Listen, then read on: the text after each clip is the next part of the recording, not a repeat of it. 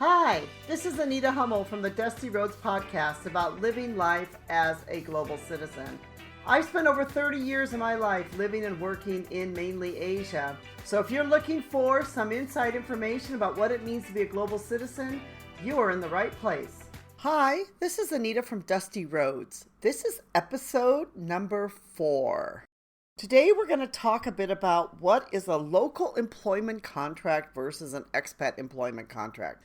Let's say you want to go live and work overseas, and someone says to you, sure, we'll hire you under a local contract. What exactly does that mean? Or if they say, we're going to hire you as an expat, what does that mean? What's the difference between the two? This is something which can be a little bit confusing for people who are maybe going to go overseas for the first time.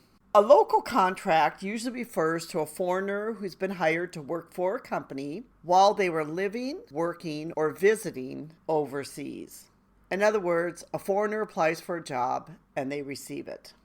A local hire can be considered an expat, or they could just be considered a local hire. Usually when a company will hire someone overseas, they will handle your work permits, your residency, and anything that's required for you and your family to be able to legally live and work in the country where you're hired. Here's a few things about a local contract that you should understand.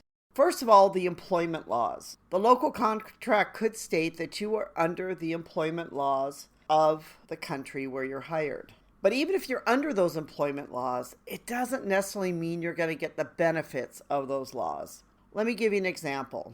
China has a very tough employment law which favors the employees versus the employer. If you fire a Chinese worker, you must pay them 1 month for every year they have worked for you. So if you fire someone who's worked for you for, say, 12 years, you must pay them 1 year's salary. But if you are hired as an expat or a foreigner, there's a very good chance that if you worked for a company for 12 years, and then after 12 years they fired you while you were working for them in China, that you would get the same consideration as their Chinese employees. This is because an expat, even if you're under the local laws, could be looked upon differently than a citizen of the country where you are living and working. As an expat, usually your salary is paid in a local bank, or some companies may agree to pay you in an overseas bank account. You may need to pay double tax. And some countries have what's called a double taxation policy, where they will say that if you pay tax in one country, you don't need to pay tax in another country. If you are American, you are in bad luck because America has no such agreement at all. So some companies understanding this may help you pay your local tax and not your U.S. tax, or your U.S. tax versus your local tax. Many local insurance contracts will include health and other insurance for you and your family. In some places where the medical care might be free or there might be very good local care, they may not include no insurance at all. For example, when I lived and worked in Hong Kong, insurance wasn't included because Hong Kong had free medical for all residents. But you were able to get a supplemental insurance policy for medical. An expat employment contract is a little bit different because an expat is usually someone who has maybe worked in America, maybe they've worked for the company, and then the company might say to them, hey, we want to move you and your family overseas to go live in China for 5 years.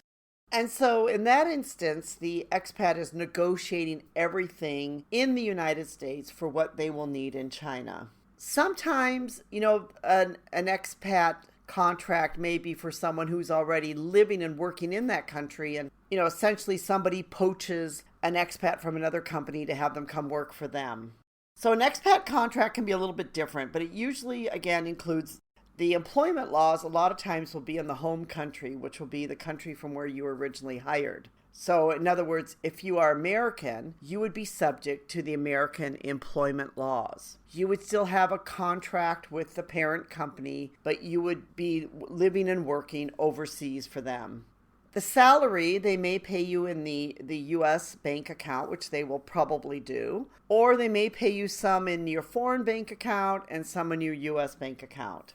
Taxes for a lot of expats, especially if you're going to live and work overseas for a company, will help you out with your taxation.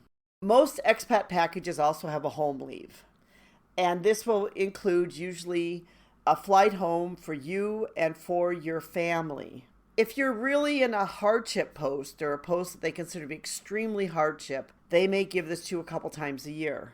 School fees can be very costly overseas for international schools. In fact, somebody once told me it cost more money to educate my kindergartner than it did for me to send my oldest child to college. School fees are exorbitant. And because of that, in most expat packages or expat contracts, the school fees for the children are included. Housing is usually also included. And this could be anywhere from a package for them to say, we will pay X amount of dollars, to we are going to give you a mansion with a swimming pool. Some expat packages also include a car and driver. And this would be especially true that if you are an expat who, say, is working for a company that needs to go out to a factory a lot, or you need to go out of town a lot, they will usually provide you with a car and a driver. Sometimes they'll provide 2 cars and drivers, one for you and one for your family. Other times they may not provide anything. It really depends upon the location and what you are doing. For example, if you're going to live and work in Hong Kong and you're going to go into the office every day, they may not provide a car and driver because a car and driver is pretty useless in Hong Kong when public transportation is so easy. And a car and driver would be extremely expensive. Most expat packages will include some kind of insurance, and the insurance can range from healthcare insurance to evacuation insurance, or if you're going to be in a very dangerous spot or location, it might include kidnapping insurance or other types of security insurance for you and for your family. And this will really depend a lot upon the company you're working for, where you're working, and how dangerous the location is or how dangerous they deem the location to be. An expat package usually includes some kind of moving expense.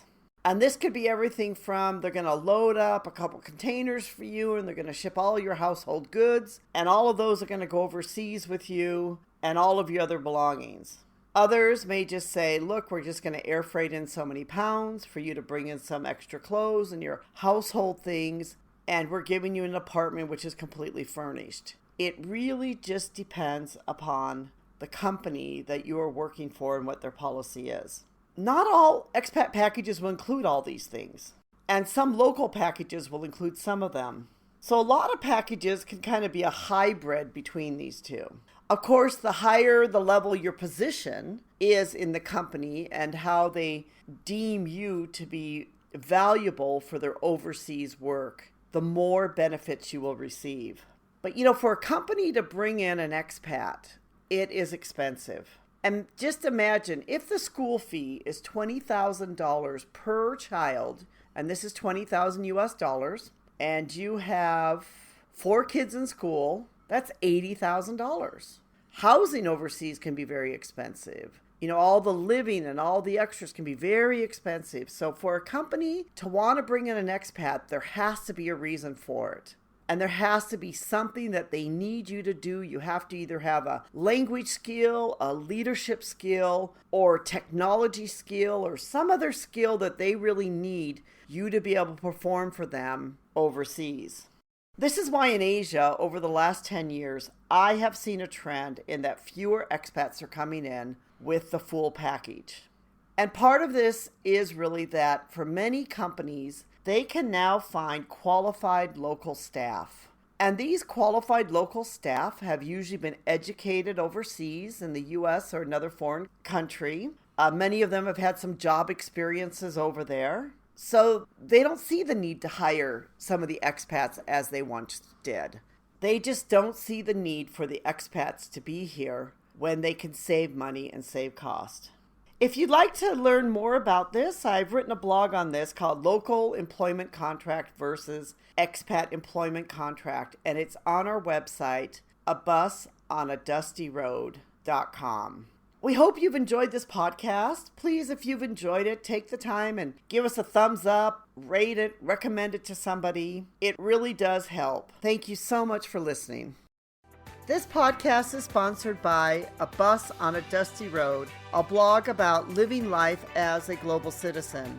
please go to our blog at abusonadustyroad.com and sign up for our free newsletter. If you've enjoyed this podcast, give us a thumbs up, leave us a review, and help to pass this along. Thank you so much for listening.